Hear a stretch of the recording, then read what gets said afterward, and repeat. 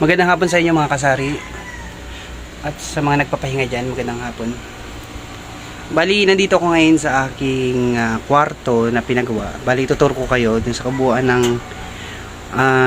kwarto na to. Na maliit lang naman, hindi naman siya kalakihan. Na good for 2. Good for 2 na rin. For 3 pwede. Kasi may 2 bed, 2 person. Tapos may single dito. Kasi hindi ko na magagamit kasi nga nilagyan ko siya ng mga abubot. Yan, punong-puno siya ng mga abubot. Bali mga kasari, lahat tayo, marami sa atin pala, ang nangangarap magkaroon talaga ng sarili nating kwarto o masabi natin may privacy tayo. Hindi lahat nagkakaroon, hindi lahat nabibigyan. Etong kwarto na to talagang pinaghirapan ko ito ipagawa. Kinasasan ko talaga to at pinag-ipunan. Para nang pag-uwi natin in the future, at ito na nga yung in the future na sinasabi ko na may mapapahingahan tayo na wala talagang didisturbo sa atin. Yan. Bali, mula ngayon, ituturo ko kayo sa aking kwarto. Yan. Ito yung kabuuan ng lugar. Yan. Sulok to sulok. Ayan siya. Tapos may isa tayong ilaw.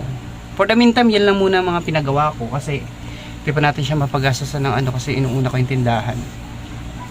Ang size ng kwarto natin, ay size ng kama natin is 150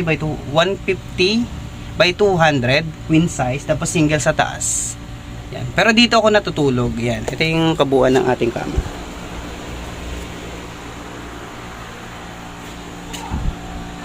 Yan, ito siya. Tapos dito ako nagsasampay kasi mainit para mabilis matuyo. Nung bagyo, bago ako umuwi ng Pilipinas, Karina ba yung bagyo na yun? Ang lakas ng bagyo na yun. Yung tubig hanggang dito, umabot na siya hanggang dito kataas. Ngayon, bumaha dito. Papakita ko sa inyo yung video later. Bumaha dito, tapos yung tubig pumapasok dun sa loob ng bahay at tumutulo dun sa kusina. Ang nangyari, naapektuhan lahat ng kuryente namin na totally nag-block talaga siya, nag-blackout talaga siya na pinaputol talaga namin kasi nga baka maging grounded. At ang nangyari naman sa baba, yung tubig dito bumaba unti-unti. Ang sabi ko dun sa ate ko na pabutasan para yung tubig tumapon sa labas para hindi mapuno dito kasi hihina ang pundasyon nito. Hihina ang pundasyon nitong flooring. Kaya ang ginawa namin, pinabutasan namin. Ngayon umuwi ako at pinaayos ko, ito na siya. Nagawa lang siya within 7 days natapos lahat to kasi nga minomonitor ko talaga at gusto ko talaga makita yung paggagawa nito kasi may syempre mamaya meron ako hindi magustuhan at mag-inarte-arte ako, syempre hindi naman tayo mapera para magpagawa kaya minomonitor ko talaga. Ito nabili ko na to noon pa sa Shopee. Ang nangyari kasi nga hindi ko pa nga napagawa ng maaga nung umulan nga ng bagyo, naapektuhan siya. Ayan siya, talaga natuklap talaga yan. Sabi ko wag na muna palitan, wala pa naman akong pera. Meron talaga akong sariling privacy kasi may susian talaga to. Ito na siya. Pag dito naman tayo sa side, ayan. Ito yan siya, ayan. Ito yung bed, andito yung mga damitan ko. May isang upuan doon, ventilador. Ayan, dito ako. Napaka-komportable nito. Talagang pag natulog ka, tulog ka talaga. Kasi tas mahangin pa rito. Hindi ko pa to pinasalaminan kasi nga nag-inquire ako ng salamin. Ang mahal niya 4.5. Hindi ko muna binadgetan. Total naman hindi naman pumapasok ng tubig na dito kasi nilagyan ko ng ganito. Binababa ko ito pag umuulan. Tapos hindi na pumapasok ng tubig. Ito yung ating damitan. Yan. Tapos yung mga anik-anik. Yan. Kasi nilagay ko yung sampayan kasi para mabilis matuyo kasi pag sa baba ang tagal.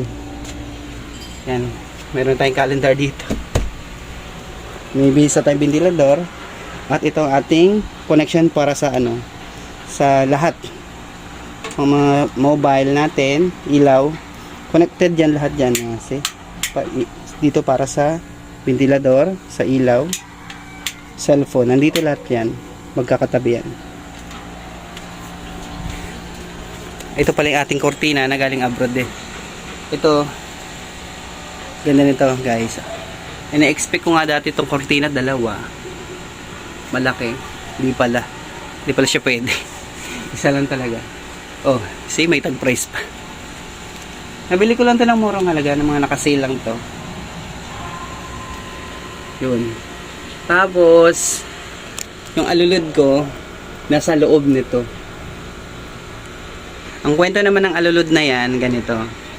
Habang nasa UAE ako, nasa Abu Dhabi ako, habang pinapagawa ko 'to, ongoing, nag-iisip ako kung paano siya malalagyan ng alulod. Kasi nga napanood ko dun sa isang video na once na magkaroon ka ng alulod, katulad ng ganitong design ng mga bahay, hindi mo pa siya pwedeng ilabas. Katulad yan in the future. Yan. Katulad nito in the future. See? Kung halimbawa magpatayo din sila ng bahay, magpataas din sila ng bahay, sagad na yan talaga rito. Sagad. Dikitan talaga ang labanan namin yan. Wala namang kaso sa akin yan, kahit magsagad yan. Ngayon, syempre, pag nilagay mo itong alulod doon, syempre, padidistorbo ka niyan in the future. Kailangan mong patanggal yan. Kasi nga, sakop na nila yan. Kasi sinakop mo na. Hindi yung pwede. Ngayon sabi ko, kuya, paano mo gagawin yung alulod? Hindi ko kasi maintindihan kung paano gagawin. Tapos ini-instruct niya sa akin, ganito, ganyan, ganyan. Sabi ko, ang galing. Sabi ko, ang alulod na yan ay stainless yan. Pang matagalan na yan. Kasi nga, pag metal ang ginamit natin at lagi nababasa, in the future mabubutas yan. Kaya sabi ko, sige kuya, yung pinakamagandang klase na stainless yan. Hindi ko na yung tinanggal. Ayun, see, stainless. Magandang klase talaga yan. Para pang matagalan. Yan, ito yung mga basura ko. Ito yung laman ng cargo box. Marami pang mga damit dyan. Hindi ko pa naayos. Later, in the future, ayusin ko na. Yan, ito na po siya lahat. Kaya kayo, pagsikapan nyo magkaroon ng sariling bahay para meron kayong sariling kwarto. Yun lang. Mag-ipon kayo, mga OFW. Mga kapwa ko OFW. Wala kayong ibang gagawin kundi mag-ipon. Mag-ipon. Salamat po at magandang araw.